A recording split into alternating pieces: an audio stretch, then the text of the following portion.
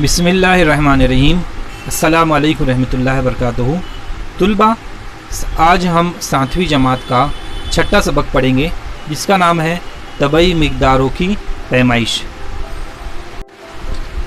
तलबा, अभी हम तबई मिक़दार किसे कहते हैं, फ़िज़िकल क्वांटिटी किसे कहते हैं, इसके बारे में हम समझेंगे। देखिए, बिल्कुल मैं आसान तरीके से आपको समझाने की कोशिश करता हूँ। हम रोज़मर्रा ज़िंदगी के अंदर, हमारी जो रोज़मर्रा की ज़िंदगी है, हम कोई चीज़ ख़रीदने के लिए जाते हैं। आपके घर में अगर आपके वालिद साहब ने कहा कि आप जाके तरकारी लेके आ जाओ या फल फ्रूट लेके आ जाओ, तो आप क्या करते हो, तरकारी वाले के पास जाते हो और उसको उस फल फ्रूट के बारे में बोलते हो कि आप कितना किलो दोगे। आप क्या फरमाते हो उसको, आप क्या बोलते हो, कितना किलो दोगे इसको। या फिर केला लेना है तो बोलोगे कितना दर्जन दोगे। आपको दूध लेना है तो क्या कहोगे, कितना लीटर दोगे। यानी कि आपके अम्मी अब्बा ने आपको एक लिस्ट तैयार करके दे दी है। उस हिसाब से आप लोग जब किसी दुकान पे जाते हो तो ख़रीदने से पहले उसकी एक पैमाइश बोलते हो, ठीक है। उसके बाद में आप क्या बोलते हो कि भाई कितने का दिया, यानी आपने कितने में वो आपको देगा, उसकी कीमत क्या होगी। तो आपको दो चीज़ समझ में आ गई। आपने उसे एक मिक़दार के तौर पर उससे पूछा कि ये कैसा किलो है या कैसा किलो आपने दिया। उसके वज़न के बारे में आप बात करोगे, ठीक है। फिर आप केला ले रहे हो तो आप किसके बारे में बात करोगे कि कैसा दर्जन दिया। आप दूध लोगे तो आप किसके बारे में बात करोगे, कैसा लीटर दिया। तो ये दो तीन चीज़ें हैं, इसको आपको ज़हन रखना है। इसी से हम किसी की मिक़दार को नाप सकते हैं। अभी मैं कुछ नए टर्म्स के बारे में बात करूँगा। ये कुछ नए अल्फाज होंगे आपके लिए, लेकिन ये बिल्कुल आसान ही है और मैं इंशाल्लाह आपको आसानी से समझा भी दूँगा।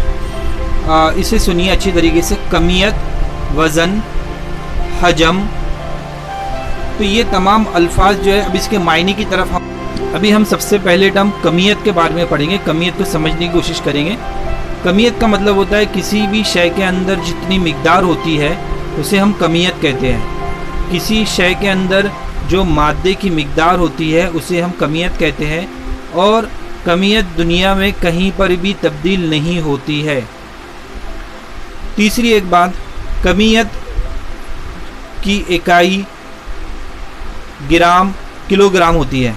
कमियत की इकाई ग्राम और किलोग्राम होती है। कमियत, चौथा पॉइंट, कमियत और वज़न में फ़र्क होता है। मैं आगे आपको बताऊंगा कि क्या चीज़ का फ़र्क होता है। हमने कमियत के बारे में पढ़े, 4 पॉइंट थे कमियत के अंदर। कमियत की डेफिनेशन या कमियत की तारीफ़ क्या थी। किसी भी शय के अंदर मादे की जो मिक़दार होती है उसे हम कमियत कहते हैं। पहला पॉइंट क्या है, किसी भी शय के अंदर मादे की जो मिक़दार होती है उसे हम कमियत कहते हैं। दूसरा पॉइंट क्या था, सारी दुनिया के अंदर कमियत कभी भी तब्दील नहीं होती है। तीसरा पॉइंट क्या था कि जो कमियत होती है उसकी इकाई ग्राम होगी या किलोग्राम होगी। अच्छा, और एक पॉइंट वापस हमारा रह गया था, 5वां पॉइंट, कि ये गैर सिमती होती है। कमियत गैर सिमती होती है। अभी हम वज़न के बारे में बात करेंगे कि वज़न किसे कहते हैं। मैंने आपको बताया था वज़न और कमियत के अंदर फ़र्क होता है।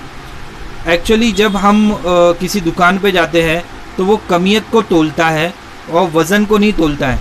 वज़न एक अलग चीज़ होती है और कमियत एक अलग चीज़ होती है। कमियत का मतलब होता है इंग्लिश के अंदर मास, जिसे बोला जाता है, और वज़न का मतलब इंग्लिश में हम वज़न के बारे में पढ़ेंगे।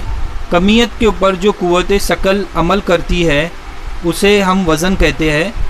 और वज़न एक सिमती मिक़दार है और ज़मीन के मुख्तलिफ़ हिस्सों के अंदर कुव्वत शकल जो होती है अलग अलग होती है। इसकी वजह से वज़न की मिक़दार में फ़र्क आ सकता है।